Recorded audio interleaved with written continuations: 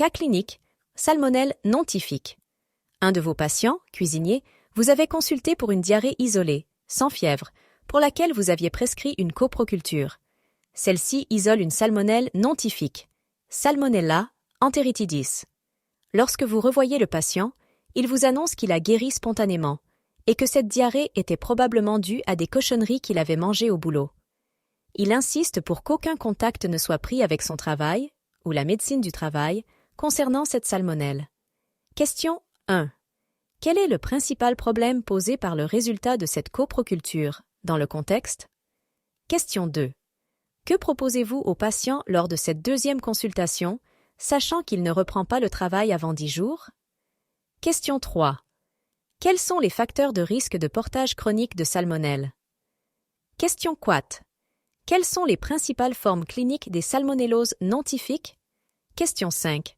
Dans quelle situation est-on amené à traiter par antibiotiques une infection par salmonelle non typhique?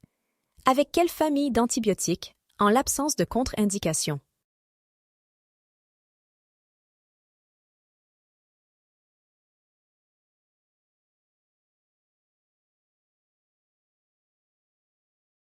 La réponse. Question 1.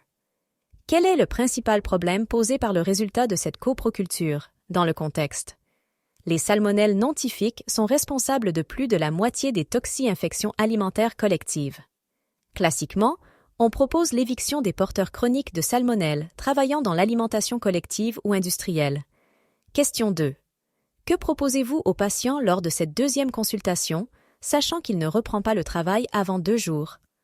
Contrôle de la coproculture, qui permettra de faire la différence entre un portage chronique, qui posera alors des questions difficiles à résoudre concernant son activité professionnelle, et un portage transitoire.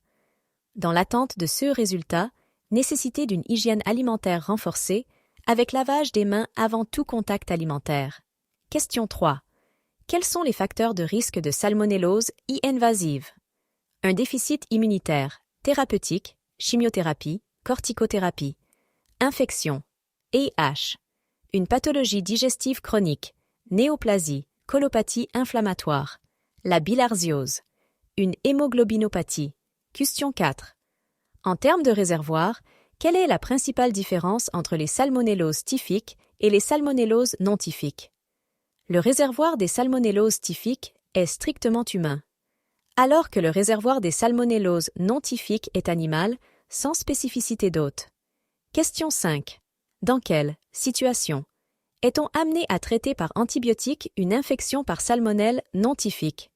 Avec quelle famille d'antibiotiques, en l'absence de contre-indication? Le traitement par antibiotiques d'une salmonellose non typhique est indiqué en cas d'entérocolite, salmonellose uniquement digestive, chez l'immunodéprimé.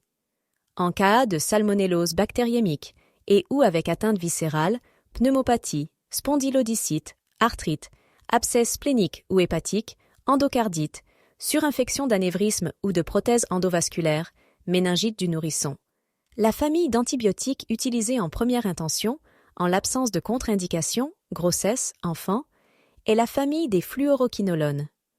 Note: l'entérocolite chez l'immunocompétent est parfois traitée par fluoroquinolone, en une prise, ce qui raccourcirait la durée de la diarrhée pour certains auteurs. Le traite par antibiotique n'est pas indiqué en cas de portage asymptomatique,